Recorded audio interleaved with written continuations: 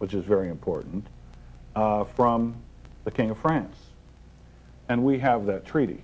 And it was to be paid back at a particular time, and this happened in the 1770s.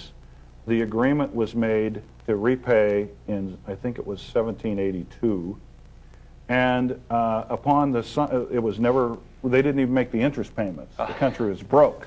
That was one of the reasons they were reassembling the Congress and rewriting the Articles of Confederation, because there was no fluid medium of exchange. If you lived in Rhode Island and you were trying to sell something in Pennsylvania, your money and your goods wasn't any good in Pennsylvania. And so one of the things that they had to do was get a common currency. And if there wasn't anything else that they had to do, it was that. And so that is the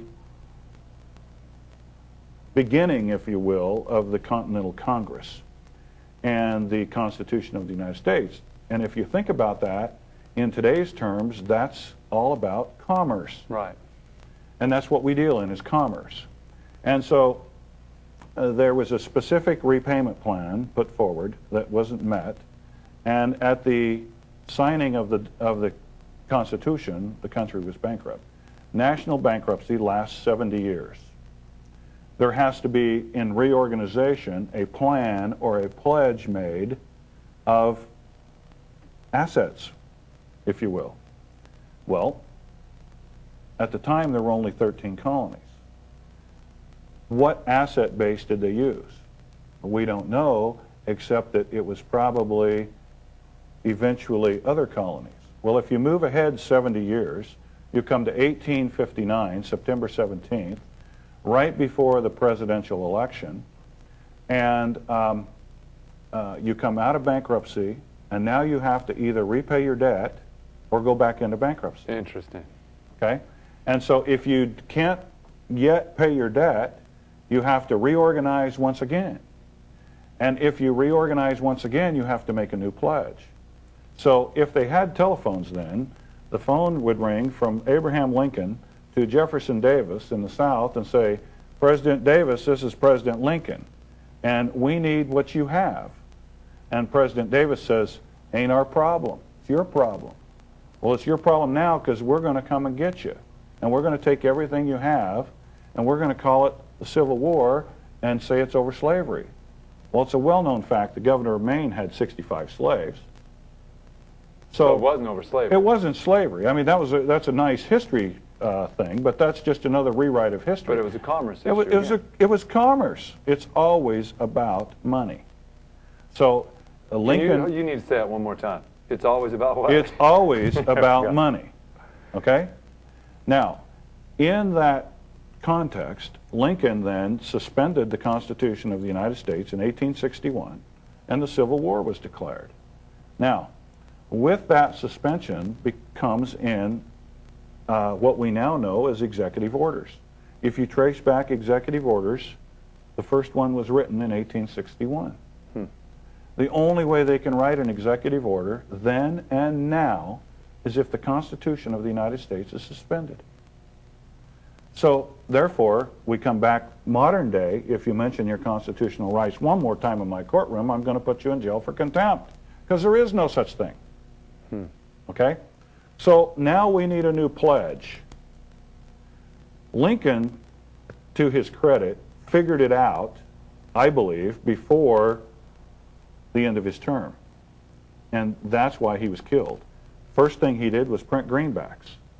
And he was going to repudiate the debt and issue currency of the United States with no interest. Okay, that was his reorganization. Yeah. That was his reorganization plan. Okay, a bullet got in the way of that. Interestingly, 100 years later, another president tried the same thing, and he got killed too. His name was Kennedy. That's how all that ties together. Kennedy printed U.S. notes, and he was going to issue those.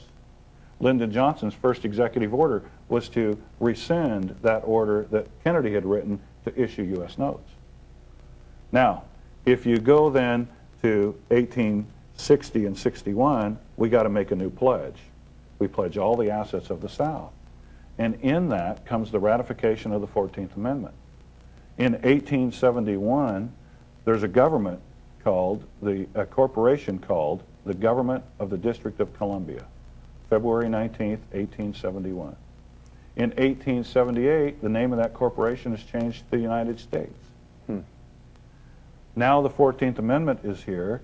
The government of the United States, a corporation is in place, and all the districts, you all live in the District of Washington, Western Division.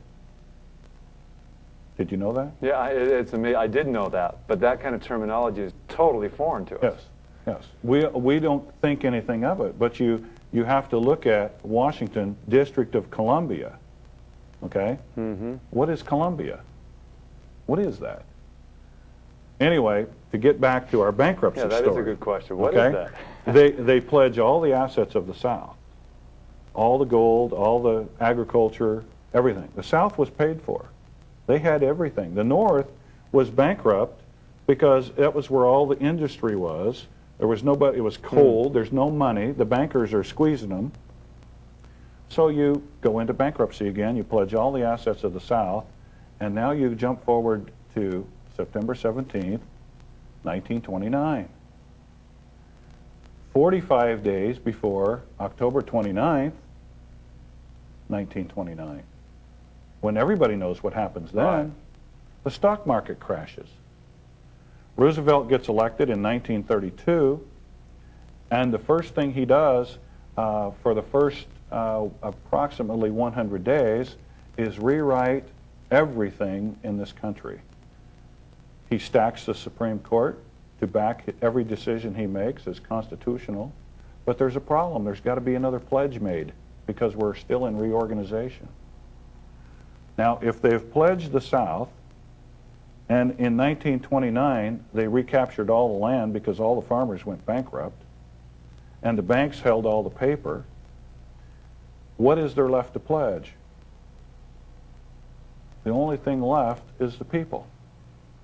Well, how do we do that? Well, if you study the advent of the birth certificate, you will find that that started its way through the Congress or through the mindset of the people in the 20s. It came to the fruition in 1928. It became actively involved and issued under law in the 30s during the Roosevelt administration. In 1936, Social Security came into being. 1938, it was reorganized. We believe that that's where the pledge of the people was made on our birth certificates, because another entity was created outside of you and I called a straw man. Now, people can say, well, this is all just a coincidence. Well, I don't believe it's a coincidence. I believe in my heart that it's exactly what took place. Now, interestingly enough, so if you move forward another 70 years, and according to Scripture, a man is in bankruptcy for 7 years, a nation is in bankruptcy for 70 years, and you only get 3 terms, and then all your debts are forgiven in Jubilee. Now, September 17th, 1999, America came out of bankruptcy after 210 years of being in bankruptcy. Interestingly enough, gold coins reappear on the scene. That is amazing. There's a rumor out there that we're going to have a substance-backed banking system alongside the Federal Reserve System. Many people today believe that the Federal Reserve System is a government entity. It's totally a private bank. We like to visit the Federal Reserve website every once in a while, and there you can find out all about the creation of money out of thin air. They put it right out there for you to look at. Well, during the Y2K scare, yes, they just decided to create money. They created money, and they placed billions of dollars around the country in case there were runs on the banks. What's amazing to me is the average person you would talk to is like, oh, that's a good idea. They just made more money, and it was just this kind of idea that somehow money comes out. I mean, I almost think most people think that that's how money is, like pennies from heaven, just kind of pours down from heaven. Well, it pours down from the Federal Reserve. That's heaven. And we have another document, and I can't quote it off the top of my head, but I can come close. If that's heaven, unfortunately, who's God? I understand. Yeah. And now you're getting to the reality